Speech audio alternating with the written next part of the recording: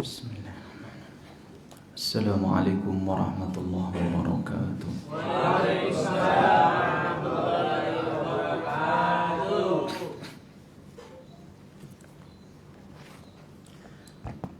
Alhamdulillahi rabbil alamin wal 'aqibatu lil muttaqin wala 'udwana illa 'alal zalimin. Asyhadu an la ilaha illallah rabbul alamin wa asyhadu anna Muhammadan 'abduhu wa rasuluhu khatamul anbiya'i wal mursalin, amma ba'du. Hadirin jamaah Bapak Ibu sekalian yang dimuliakan Allah, pada kesempatan pagi ini kita melanjutkan pembacaan kitab fikih dan alhamdulillah kita sampai pada pasal yang baru, yaitu tentang masalah darah kebiasaan wanita. Qala al-musannifu rahimahullah, penulis berkata semoga Allah mencurahkan rahmatnya kepada beliau. Faslun fi ahkamid dima'i 'indal mar'ah. Pasal yang menjelaskan tentang hukum-hukum darah yang terjadi pada seorang perempuan. Pasal ini tentu sangat penting sekali untuk dibahas, khususnya adalah bagi kaum wanita. Jadi harus betul-betul memahami, mengerti tema ini, bab ini dengan jelas. Namun demikian bukan berarti laki-laki tidak membutuhkan pembahasan ini. Kenapa? Karena laki-laki dalam hidupnya tentu tidak bisa dia berdiri sendiri. Laki-laki ketika menjadi seorang ayah, maka dia punya seorang pasangan hidup, istri. Istrinya laki-laki apa perempuan? Perempuan, ya kan? Maka nggak bisa lepas dari pembahasan ini. Artinya seorang laki-laki juga harus mengilmui tentang masalah darah yang keluar dari seorang wanita. Seorang laki-laki menjadi seorang ayah, kalau dia punya seorang putri, maka dia pun harus bisa menjadi sumber atau menjadi tempat pelarian putra-putrinya. Ketika putrinya bertanya ini darah apa, maka dia bisa menjawabnya, bisa menjelaskan. Nah, di sini tentunya pasal ini bukan hanya harus dimengerti atau diilmui, dipelajari oleh kaum wanita, akan tetapi kaum laki-laki pun harus memahami ini dengan baik. Kita langsung masuk ke bukunya. Wa yakhruju minal farji thalathatu dima'in. Al-farju itu, mohon maaf, adalah kemaluan kaum wanita. Dalam bahasa Arab namanya al-farju, ya, al-farju, al-faraj. Wa yakhruju minal farji, dan keluar dari kemaluan seorang perempuan, thalathatu dima'in, ada 3 jenis darah. 3 jenis darah. Damul haidi, yang pertama adalah darah haid. Wan nifasi, ya, atau damul haidi, darah haid. Wan nifasu, yang kedua adalah darah nifas. Wal istihadatu, yang ketiga adalah darah istihadah. Masing-masing darah ini memiliki karakteristik yang berbeda, dan masing-masing darah ini memiliki konsekuensi hukum yang berbeda pula. Nah, ini penting untuk dipelajari. Kenapa? Karena ini tidak independen, berdiri sendiri. Ketika seorang perempuan mengeluarkan darah, mohon maaf, dari kemaluannya, lalu dia tidak ada konsekuensi hukum sebagai seorang muslimah. Tidak. Karena satu, dia menunaikan sholat, lalu kemudian ada kewajiban puasa, termasuk mungkin puasa-puasa sunnah, dia ingin menunaikannya. Termasuk misalkan dia ingin pergi haji atau umrah, dan ada muamalah atau pergaulan suami istri dalam rumah tangga. Nah, seorang laki-laki pun harus tahu apa larangan suami terhadap perempuan yang haid, apa larangan seorang suami atau bagaimana mempergauli seorang suami terhadap istrinya yang sedang mengeluarkan darah. Apakah ini harus bisa membedakan apakah ini darah haid, apakah ini darah nifas, apakah ini darah istihadah. Nah, ini penting karena ketika seseorang tidak mengetahui, bisa jadi dia akan terjerumus ke dalam larangan-larangan Nabi Sallallahu Alaihi Wasallam yang terkait dengan masalah ini. Termasuk misalkan masalah talak, masalah nikah, ini terkait erat dengan haid. Seorang laki-laki, seorang suami dan manusia secara umum, kata Allah Subhanahu wa taala di dalam hadis qudsinya, inni haramtu dzulma ala nafsi faja'altuhu muharraman bainakum. Aku telah mengharamkan kezaliman atas diriku dan aku jadikan kezaliman itu haram atas kalian. Nah, termasuk bentuk kezaliman seorang suami kepada seorang istri itu apa? Yaitu tentang abghadul halali ilallahi at-talaq. Andai misalkan terjadi perselisihan yang tidak ada titik temunya antara seorang suami dan istri, lalu kemudian diambil satu langkah yang disebutkan di dalam hadis, ada satu hal yang halal namun sangat dibenci oleh Allah, yaitu at-talaq, perceraian. Nah, ketika seorang suami hendak mentalak, menceraikan istrinya, tidak dibolehkan dalam keadaan haid. Tidak boleh hukumnya secara fikih. Kenapa?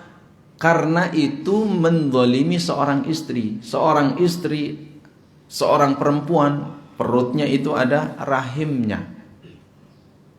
Ketika dia ditalak oleh seorang suami, maka dia memiliki masa iddah. Wal mutallaqatu yatarabbasna bi anfusihinna thalathata quru. Perempuan-perempuan yang ditalak oleh seorang suami, maka dia wajib menunggu selama 3 kali quru. Para ulama menyebutkan 3 kali suci. Kalau dia mentalaknya dalam keadaan haid, sementara yang dihitung sebagai masa menunggu adalah 3 kali suci, maka masa menunggunya semakin lama, sehingga dia baru boleh menikah lagi atau dia menerima lamaran dari seorang laki-laki yang datang kepadanya.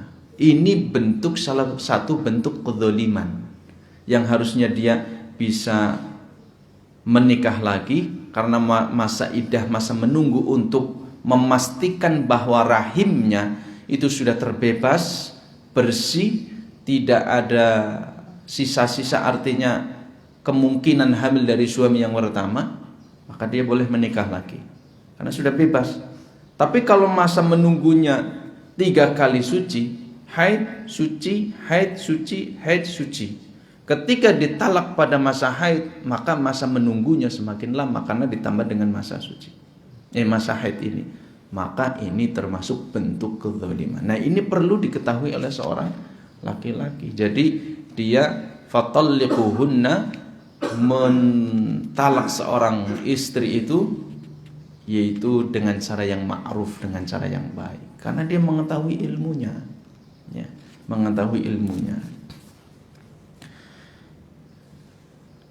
Fal haidhu fil lughati sailanu. Nah, kita pada pembahasan awal ini diawali dengan pengertian atau definisi tentang 3 jenis darah ini. Ketika kita membahas fikih, sering dijelaskan dari aspek terminologi, dari aspek etimologi, dari aspek bahasa, asal katanya itu maknanya apa, lalu dari aspek syariat, ya, aspek istilah itu artinya apa.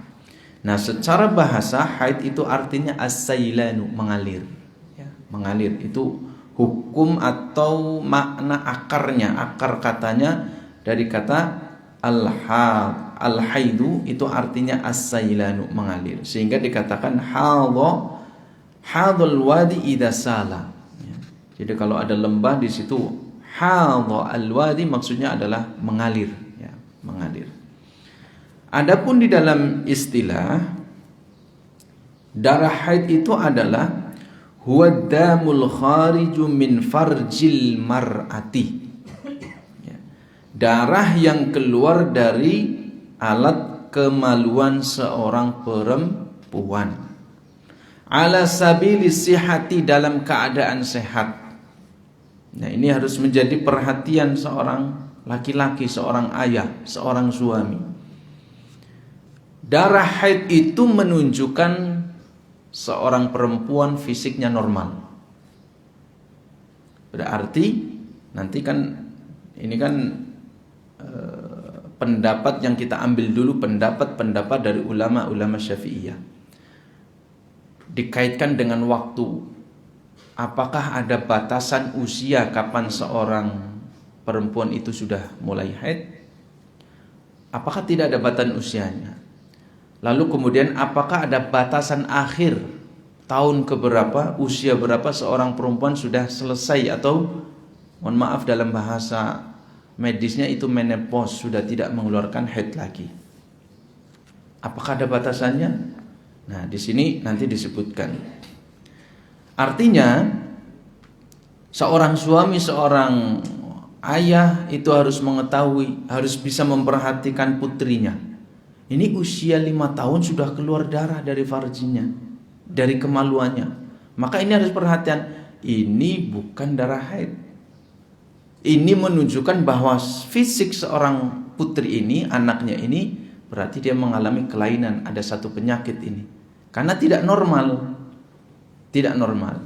Atau misalkan seorang suami melihat istrinya keluar haidnya itu atau keluar darahnya dari farjinya itu misalkan terus menerus selama 1 bulan, maka ini harus diketahui bahwa hal tersebut keluar dari tabiat sebenarnya, ya, tabiat yang semestinya. Sehingga harus diketahui bahwa darah haid itu adalah darah yang keluar dalam kondisi fisik yang sehat atau menunjukkan bahwa fisik tubuh seorang perempuan tersebut normal. Justru kalau tidak mengeluarkan haid, punya putri usia 20 tahun kok belum haid, itu harus diperiksakan ke dokter. Apakah ada kelainan? Harus, ya. Karena ini di sini disebutkan al-khariju min farjil mar'ati ala sabilis sihah, dalam kondisi badannya itu sehat. Min ghairi sababil wiladati. Yang kedua, bukan karena sebab melahirkan. Jadi keluarnya itu dalam kondisi sehat dan bukan karena sebab melahirkan. Perempuan yang hamil itu sehat, bukan dianggap sebagai perempuan yang sakit. Sehingga darah yang keluar yang kedua itu bukan karena disebabkan oleh kelahiran. Lalu kemudian walaunuhu aswadun muhtadimun ladda'un. Kemudian bisa dilihat dari warnanya.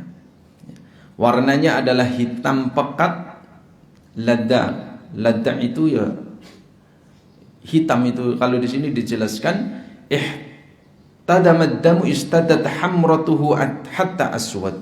Jadi warna darahnya itu warna merah yang pekat menghitam. Walada'atuhu an-naru hatta ahraqathu falhasilu anna ma'na muhtadimul ladda' ay aswad. Maksudnya di sini muhtadimun ladda' itu adalah menghitam, seolah-olah seperti satu objek, satu benda yang termakan oleh api. Merahnya itu merah pekat menghitam. Artinya bahwa darah haid itu memiliki ciri-ciri fisik tersendiri, ya, memiliki ciri-ciri fisik tersendiri.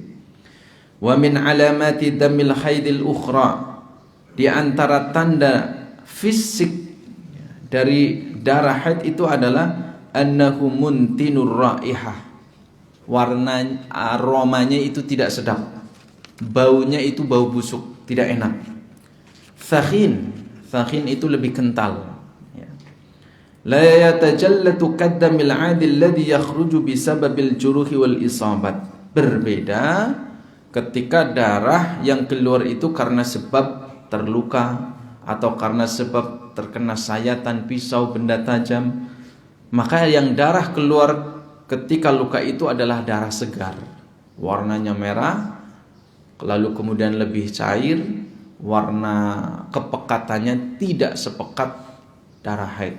Ya, berbeda dengan darah haid itu lebih kental. Ya.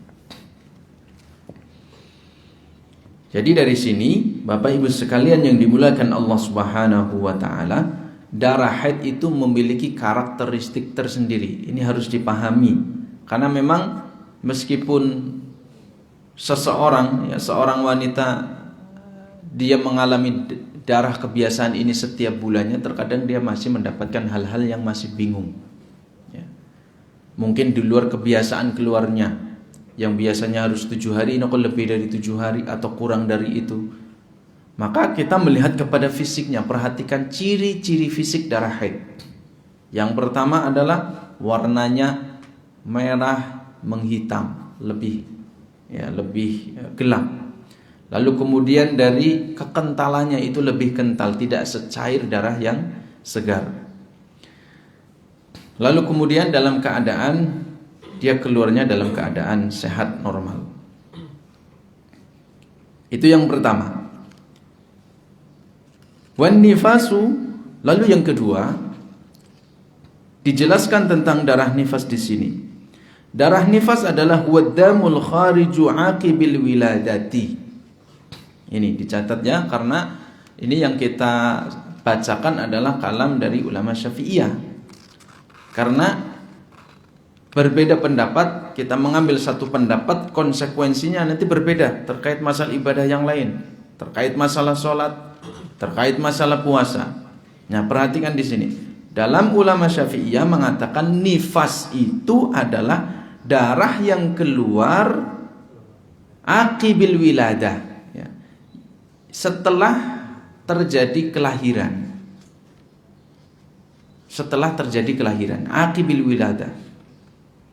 Wa sababu tasmiyatuhu bidzalik, adapun sebab penamaan darah tersebut disebut darah nifas, li'annahu yakhruju bisababi khurujin nafsi minhu, karena darah tersebut keluar ada sebab, yaitu keluarnya nafs jiwa, yaitu janin, nafsu tifli, jiwa dari seorang janin, sehingga disebut dengan darah nifas, nafsun. Nafsun itu kan jiwa. Jadi darah nifas itu disebut, darah tersebut disebut darah nifas karena proses terjadinya setelah terjadi kelahiran. Ini dalam pendapat ulama Syafi'iyah. Sehingga kalau seorang janin dia itu masih di dalam rahim, seorang ibu kemudian dia merasakan sakit yang luar biasa, lalu kemudian mengeluarkan darah. Kalau dia belum terlahir janin tersebut, dalam pendapat ulama Syafi'iyah tidak dikategorikan sebagai darah nifas.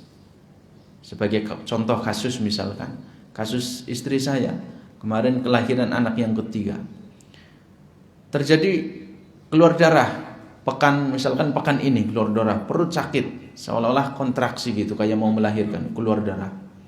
Kemudian setelah itu berhenti, tidak terjadi kelahiran. Selang seminggu lagi sakit lagi, mengeluarkan lagi. Itu terjadi sampai kurang lebih 3 pekan. Nah, maka dalam pendapat ulama Syafi'iyah, darah tersebut tidak dikategorikan sebagai darah nifas. Artinya dia tetap berkewajiban untuk sholat. Kalau puasa dia masih kuat, maka dia tetap berkewajiban untuk puasa. Itu yang disebut dengan darah nifas. Yang ketiga, wal istihadah. Istihadah itu adalah waddamul khariju fi ghairi ayyamil haidi wan nifas. Nah, darah jenis yang ketiga ini berbeda dengan 2 jenis yang sudah disebutkan sebelumnya.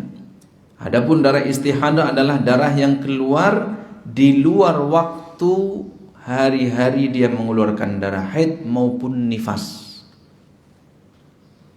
Seorang perempuan biasanya lebih paham. bahwa dia memiliki kebiasaan rutin dalam setiap bulannya. Misalkan dia haid setiap bulan itu 5 hari. 5 hari. Setelah itu dia akan suci. Kemudian setelah suci akan haid lagi di bulan yang depan. 5 hari lagi. Biasanya kalau seorang perempuan tersebut adalah fisiknya normal, tidak terjadi kelainan, maka dia akan haidnya akan rutin normal 5 hari 5 hari. Nah, ketika darah ini keluar melewati waktu itu, maka ini dalam pendapat ulama Syafi'iyah disebut darah istihadhah. Karena dia keluar al-kharij fi ayyamil haid. Misalkan tiba-tiba dia di bulan yang kedua haidnya atau mengeluarkan darahnya 10 hari. Maka yang biasanya 5 hari itu dihitung sebagai darah haid, 5 hari sisanya dihitung sebagai darah istihadhah. Hukumnya berbeda. Meskipun dia tetap mengeluarkan darah yang banyak, dia tetap tidak boleh meninggalkan sholat dan puasa. Lalu kemudian wan nifas fi ghairi ayyamin nifas, dan juga bukan karena keluarnya itu di saat dia setelah melahirkan. Itu bedanya. Wa min alamatihi al-fariqatu bainahu wa bainal haid. Nah, dan yang membedakan secara ciri-ciri fisiknya adalah launuhu ahmar. Ini kalau darah istihadhah. Banyak yang menyebutkan bahwa darah istihadhah itu adalah darah penyakit. Berarti ada kelainan di dalamnya. Ya, kelainan di dalamnya. Di antara tanda fisik darah istihadhah yang membedakan darah tersebut dengan darah haid adalah yang pertama, darah istihadhah warnanya merah seperti warna darah biasa. Kalau tadi darah haid itu warnanya aswad, ya, lebih pekat, lebih gelap. Lalu yang kedua, waraihatu ghairu muntinatun, ya, ghairu muntinatin, dan aromanya tidak beraroma busuk ataupun tidak beraroma tidak sedap. Ya, aromanya biasa seperti darah segar. Berbeda dengan darah haid, aromanya adalah aroma busuk, aroma yang tidak sedap. Wa ghairu thahinin bal raqiq wa yatajallatu, dan dia itu ghairu sahin, tidak menggumpal, tidak kental seperti darah haid. Mohon maaf, misalkan darah haid itu kalau sudah berapa hari, misalkan itu ya, ketika seorang perempuan dia buang air misalkan kemudian cebok, maka dia akan bisa terkadang menggumpal hitam kayak gitu ya. Nah, itu adalah darah haid. Tapi ketika cebok di luar waktunya, misalkan di luar waktu haid, kemudian mengeluarkan darah yang merah segar, lalu raqiq, cair biasa seperti darah, maka ini adalah darah istihadhah. Itu diantara tanda-tanda ataupun ciri-ciri fisik dari ketiga jenis darah tersebut. Nah, dari sini kita bisa membedakan setidaknya dari definisi tadi, seorang suami, seorang istri, seorang ayah, ya, seorang laki-laki harus bisa mengetahui bahwa ini adalah darah haid, ini adalah darah istihadhah, ini adalah darah nifas. Selanjutnya, sekarang adalah disebutkan tentang masanya atau waktu. Wa aqallul haidi yaumun wa lailatun. Dalam pendapat ulama Syafi'iyah, waktu terpendek seorang haid itu adalah 1 hari 1 malam. 1 hari 1 malam. Wa mustanidu dzalika al-istiqra' wa huwa tatabbu' wa ruwiya an Ali radhiyallahu anhu. Dalilnya atau yang menjadi sandaran dalam pendapat ini adalah al-istiqra', at-tatabbu', kajian, penelitian langsung yang dilakukan oleh para ulama terhadap kaum perempuan. Nah, setelah diteliti, setelah dikaji, para ulama menanyakan kepada mereka, maka kemudian disimpulkan oleh ulama-ulama Syafi'iyah, masa terpendek seorang perempuan haid itu adalah 1 hari 1 malam. Ya, misalkan pagi ini keluar, maka kemudian besok paginya dia sudah mengeluarkan tanda suci lendir yang bening sebagai bentuk bahwa dia sudah selesai dari masa haidnya.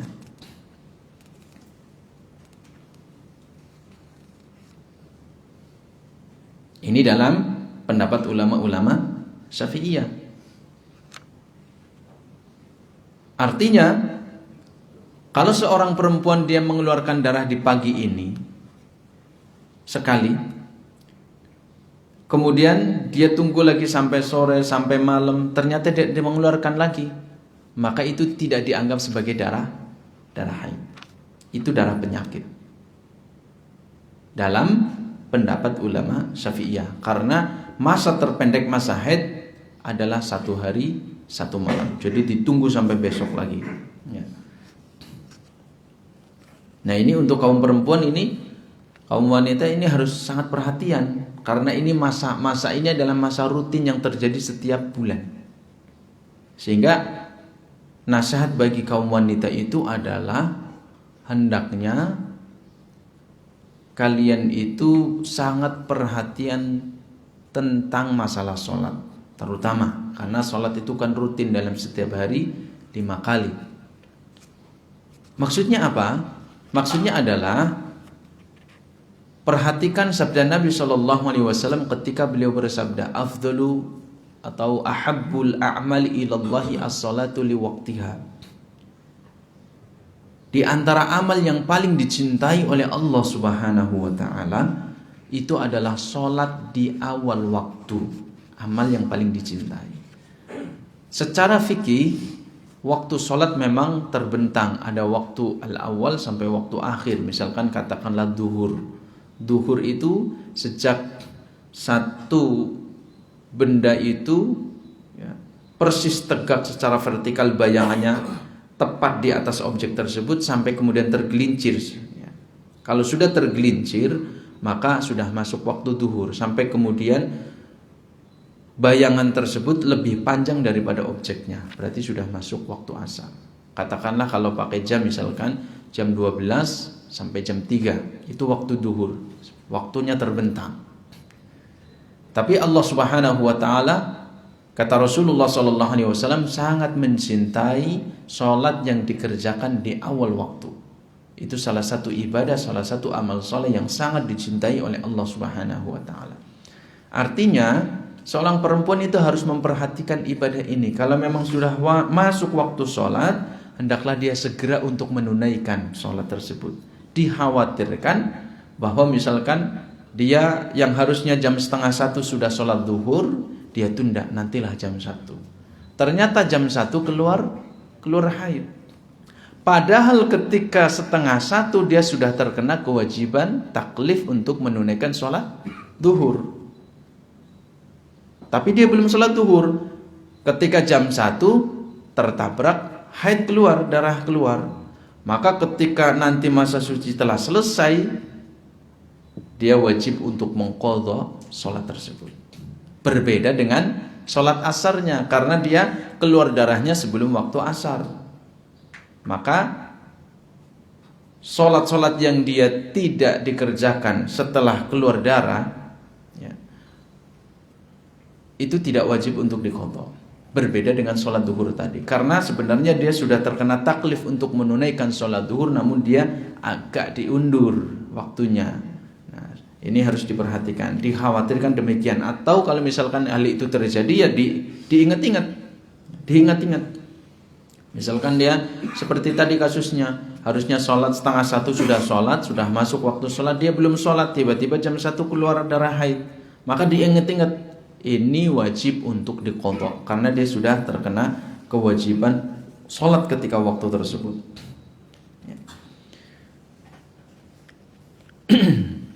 Wa aktsaruhu 15 yauman. Adapun masa terpanjang, masa terlama seorang perempuan mengalami haid adalah 15 hari. 15 hari. Qala Syafi'i, Imam Syafi'i berkata rahimahullah, ra'aitu nisa'an, usbitali anhunna annahunna lam yazalna yahidna 15 yauman. Aku melihat bahwa seorang perempuan itu mereka senantiasa atau terus-menerus mengeluarkan darah haidnya selama 15 hari. Wa ruya an Syuraikin wa Ata'in nahwahu fa idza zada an 15 yawman fa huwa istihadha. Jadi Imam Syafi'i berpendapat bahwa seorang perempuan itu darah haidnya adalah masa terpanjangnya 15 hari. 15 hari. Ini juga diriwayatkan dari Syuraik dan Ata. Sehingga maknanya adalah apabila seorang perempuan dia mengeluarkan darah melebihi batas waktu 15 hari, menurut ulama Syafi'iyah bahwa perempuan tersebut mengalami darah istihadhah. Jadi misalkan kebiasaan dia 7 hari, lalu kemudian dia melebihi dari 7 hari tersebut, tapi ciri-ciri fisik darahnya masih darah haid, maka ditunggu. Dia masih dihukumi sebagai perempuan yang masih haid 8 hari, 9 hari, 10 hari. Kalau ciri-ciri fisiknya dia masih darah haid, maka itu adalah darah haid. Sampai kemudian 15 hari. Kalau 15 hari kemudian dia masih mengeluarkan darah, tetap dia kemudian berubah dihukumi menjadi seorang yang istihadhah. Karena masa terpanjang menurut penelitian Imam Syafi'i adalah 15 hari. Wa ghalibuhu sit aw sab'ah. Adapun secara kebanyakan atau mayoritas, secara umum, bahwa seorang perempuan itu dia akan mengalami haid itu selama 6 atau 7 hari satu pekan. Wabil istiqra, ini juga menurut penelitian atau kajian yang dilakukan oleh para ulama. Wa yu'ayyiduhu hadisu Hamnah binti Jahsh radhiyallahu anhu. Namun ada juga riwayat yang disebutkan dari Hamnah binti Jahsh radhiyallahu anha. Wa fihi anna an-nabiy sallallahu alaihi wasallam qala laha. Di dalam hadis tersebut bahwa Nabi sallallahu alaihi wasallam bersabda kepada Hamnah binti Jahsh, beliau mengatakan tahidi 6 ayyamin aw 7 ayyamin fi ilmi Allah ta'ala. Hadisun hasanun sahih rawahu Abu Dawud wa Tirmidzi. Beliau mengatakan kepada Hamnah binti Jahsh, tahidi 6 ayyam aw 7. Hendaklah engkau menghitung masa haidmu itu 6 hari atau 7 hari berdasarkan ilmu Allah Subhanahu wa ta'ala. Ini untuk masa terlama ataupun masa terpendek dan masa secara umum. Lalu bagaimana ketika seorang perempuan dia tidak memiliki siklus haid yang tidak teratur? Ini terjadi. Beberapa kasus terjadi, seorang perempuan bulan pertama dia mengeluarkan darahnya atau siklus haidnya 3 hari, bulan yang selanjutnya kemudian 1 hari, bulan setelahnya lebih lama lagi 5 hari, dan seterusnya, tidak teratur. Lalu bagaimana dia menentukan apakah darah tersebut darah istihadhah ataukah darah tersebut darah haid? Cara menentukannya diantaranya adalah yang pertama, dia melihat kepada ciri-ciri fisiknya yang tadi. Karena ciri-ciri fisik darah haid itu berbeda dengan darah istihadhah. Yang dikatakan itu adalah darah penyakit. Yang kedua, dia melihat kepada kebiasaan dari saudara-saudaranya. Misalkan dia punya kakak perempuan atau punya adik perempuan yang sudah mengalami haid, maka dia lihat kebiasaan-kebiasaan mereka. Atau ibunya sendiri, kebiasaan mereka berapa hari? 7 hari misalkan. Nah, kalau misalkan di hari yang selanjutnya dia lebih dari 7 hari, maka dia dianggap sebagai perempuan yang mengalami istihadhah. Jadi dia melihat kepada yang pertama ciri-ciri fisik darahnya. Kalau keluar dari ciri-ciri fisik tersebut, berarti dia darah istihadhah. Yang kedua, dia melihat kepada kebiasaan saudara-saudara atau termasuk ibunya, termasuk bibinya. Karena itu biasanya tidak jauh berbeda.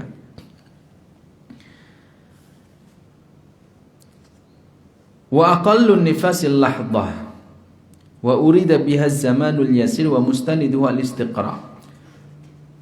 Kemudian terkait masalah darah nifas, para ulama Syafi'iyah menyebutkan bahwa masa terpendek dari darah nifas itu adalah lahdah, sesaat saja. Ketika seorang perempuan melahirkan lalu mengeluarkan darah, maka itu dia dihukumi sebagai seorang perempuan yang nifas. Setelah itu tidak mengeluarkan darah. Apakah ini mungkin terjadi? Mungkin, hanya saja jarang. Ya, jarang. Melahirkan, mengeluarkan darah dari pagi sampai sore.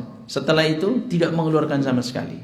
Maka minimal dia dihukumi sebagai perempuan yang nifas adalah lahdatan. Kalau sesaat dia mengeluarkan darah setelah melahirkan, maka itu darah nifas. Setelah itu berarti dia dihukumi suci, sholat, puasa dan seterusnya.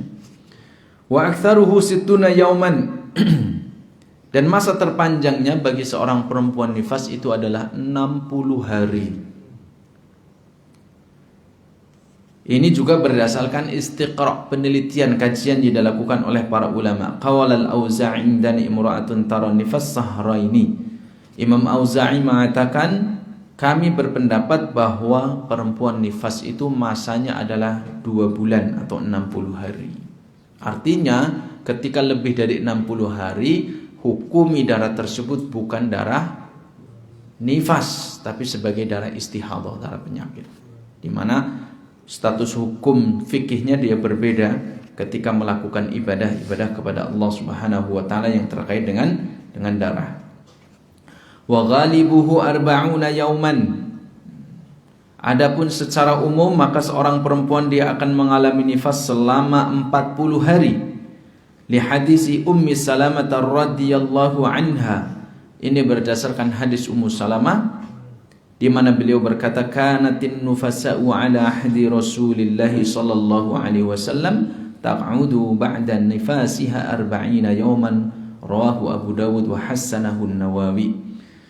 Ummu Salamah mengatakan perempuan-perempuan yang nifas pada masa Nabi sallallahu alaihi wasallam mereka taq'ud, duduk, artinya meninggalkan sholat, tidak sholat itu selama 40 hari. Jadi selama 40 hari tidak sholat, tidak puasa. Wa aqallu tuhri al-fasilu bainal haidataini 15 yawman lil istiqra'i wa tatabbu'. Dan masa terpendek, masa suci yang terpendek yang memisahkan antara masa haid yang pertama dengan masa haid yang kedua itu adalah 15 hari. Masa terpendek ya. 15 hari. Ini juga berdasarkan kajian istiqra' ya, penelitian yang dilakukan oleh para ulama. Wala hadda li aktsarihi, dan tidak ada batasan untuk masa sucinya. Masa terpanjang tidak ada batasan berapa hari. Ayu wala hadda li aktsari tuhri al-fasilu bainal haidataini. Tidak ada batasan untuk masa terpanjang yang memisahkan antara haid yang pertama dengan haid yang kedua. Li'anna minan nisa'i man takhidu fi sanati marrah. Karena ada seorang perempuan yang dalam setahun dia hanya haid sekali saja. Aula tahidu aslan, atau tidak mengalami haid sama sekali. Ya. Tidak haid sama sekali. Berarti dia tidak normal. Tapi apakah dihukumi suci? Apakah dihukumi haid? Dihukumi suci. Karena tidak ada yang keluar darahnya. Tidak ada yang keluar. Sehingga ya kalau kita bandingkan dengan pendapat ulama-ulama yang lain, ada sebagian yang berpendapat mengatakan demikian, bahwa hukum ini terkait kepada ilahnya. Ilah di dalam masalah haid itu apa? Yaitu adanya darah. Allah Subhanahu wa taala berfirman, "Wa yas'alunaka 'anil mahid qul huwa adan fa'tazilun nisaa fil mahid wa la taqrabuhunna hatta yathurna." Orang-orang berkata kepada engkau wahai Muhammad tentang al-mahid, bukan al-haid. Al-mahid itu mengandung dua makna. Yang pertama berkata tentang al-mahid, tempat keluarnya darah, berarti farji, ya, kemaluan perempuan yang mengeluarkan darah. Wal mahid itu adalah darahnya, ya, yang dikeluarkan. Mereka bertanya, intinya mereka bertanya kepada engkau wahai Muhammad tentang masalah darah, yaitu darah haid. Qul huwa adha, katakanlah wahai Muhammad bahwa darah haid itu adalah darah kotor. Dia adalah sebuah proses yang terjadi secara alami sebagai bentuk kodrat penciptaan seorang perempuan yang demikian. Itu adalah tabiat seorang perempuan alami. Tapi itu adalah darah kotor yang harus keluar, kotor. Ya, secara materinya, secara objeknya itu kotor. Fa'tazilun nisaa fil mahid. Ini salah satu hukum fikihnya. Maka jauhilah perempuan yang dia sedang haid, artinya tidak boleh digauli. Nah, kita harus memahami hukum ini karena kita punya prinsip sendiri yang berbeda dengan kaum Yahudi. Orang-orang Yahudi ketika dulu diriwayatkan bahwa mereka mendapati istrinya, pasangan hidupnya mengalami haid, maka mereka betul-betul diasingkan oleh suaminya. Tidak diajak makan satu meja, tidak diajak satu rumah, betul-betul diasingkan karena mereka dianggap kotor.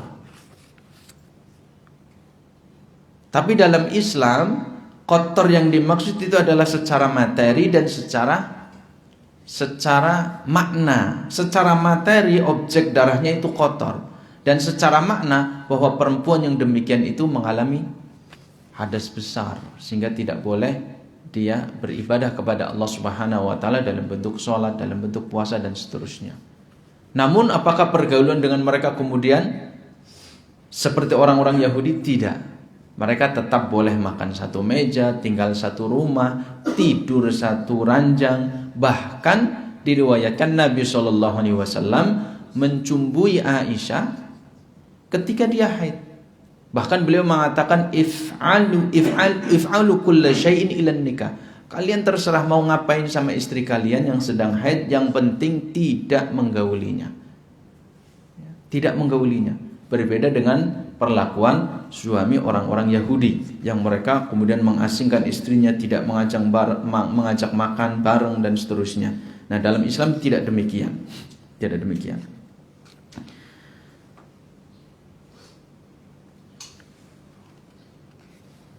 Tadi ya wala hadda li aktsarihi. Tidak ada batasan. Ada perempuan yang dia haidnya tidak ada haidnya dalam setahun, ada perempuan yang kemudian dia sekali dalam setahun, ada yang tidak sama sekali.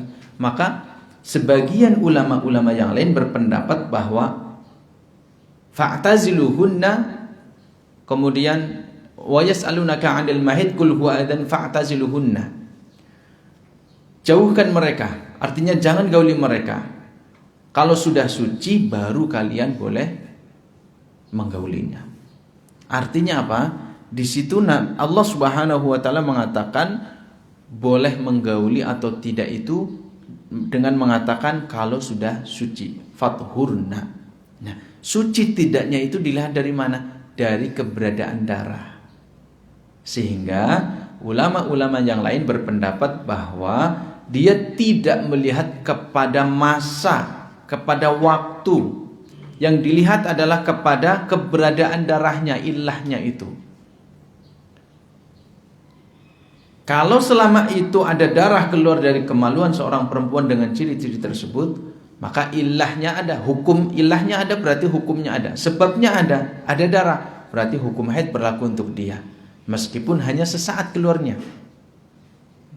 Yang lain misalkan ini masih keluar darah terus, sudah lebih dari 15 hari. Betul, darah ada, maka dia dihukumi sebagai darah haid karena ilahnya ada, sebabnya ada, yaitu darah. Maka hukumnya pun ada, hukumnya dia dihukumi sebagai perempuan yang haid. Sebagian yang lain, artinya ulama-ulama yang lain berpendapat haddul aqsa wa haddul qusr, ya, masa terpanjang dan masa terpendeknya itu tidak ada batasan pastinya. Selama ada darah, berarti dia haid. Kalau tidak ada darah, berarti dia suci. Ya, seperti tadi, perempuan yang 1 tahun tidak mengeluarkan darah, maka dia dihukumi suci. Atau seorang perempuan yang menyusui, di mana asinya itu eksklusif, mengeluarkan terus bagus, biasanya itu sampai 2 tahun pun dia tidak haid. Maka dia dihukumi suci. Tidak haid. Wanita-wanita yang menyusukannya bagus itu tidak haid biasanya. Termasuk istri saya.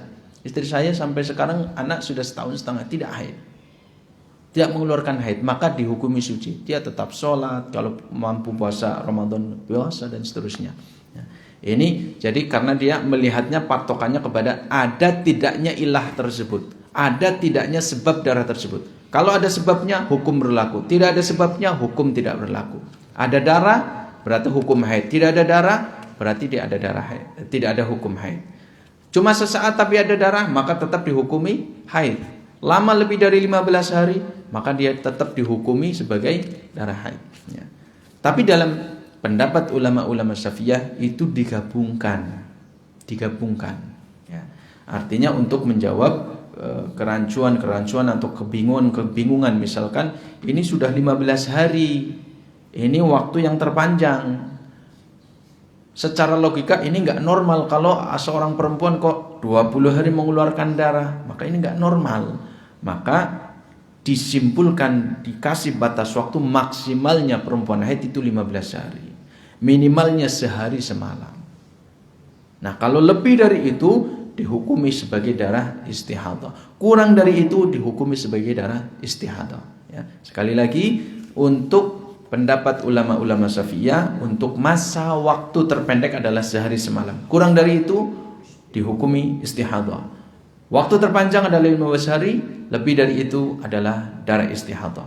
Yang kedua, melihat kepada ciri-ciri fisik darahnya. Kalau darah haid, maka dia hitam, pekat, baunya tidak sedap. Kalau warnanya adalah warna merah biasa, lalu kemudian lebih cair, dan dia tidak memiliki bau yang tidak sedap, maka itu adalah darah istihadah atau darah penyakit. Sebagai penutup, saya bacakan hadis yang diriwayatkan oleh Fatimah binti Abi Khubais. Dia mengatakan, di mana Nabi SAW mengatakan kepada Fatimah binti Abi Khubais, "Idza kana damul haidati fa innahu aswadun yu'raf." Darah haid itu adalah warnanya hitam yang bisa dikenali dengan baik atau bisa dikenali dengan jelas. Fa idza kana dzalika fa amsiki 'anis salati. Kalau Anda mengetahui bahwa darah tersebut adalah warnanya hitam, gelap, yang bisa diketahui dengan jelas, maka tinggalkanlah salat. Artinya tidak boleh salat. Fa idza kana al-akhar. Kalau warnanya adalah selain warna tersebut, fatawaddai wa shalli fa innama huwa irqun. Maka hendaklah engkau berwudu lalu kemudian salat, karena darah tersebut adalah irqun, darah penyakit. Diriwayatkan oleh Imam Abu Dawud. Hadza wallahu a'lam. Insyaallah kita lanjutkan pada kesempatan yang lain, masih terkait masalah darah haid, nifas dan istihadah. Nanti kita kaitkan dengan hukum-hukum apa saja yang boleh dilakukan oleh seorang perempuan yang haid, oleh perempuan yang nifas, oleh perempuan yang mengalami istihadah, dan apa saja yang tidak diperkenankan oleh kaum wanita tersebut ya ketika dia mengalami haid atau nifas atau istihadah. Demikian kurang lebihnya, mohon maaf. Mudah-mudahan bisa dipahami dan kita bisa mengamalkan dari setiap apa yang kita ilmui. Kurang lebihnya mohon maaf. Subhanakallahumma wa bihamdika asyhadu an la ilaha illa anta astaghfiruka wa atubu ilaik. Assalamualaikum warahmatullahi wabarakatuh.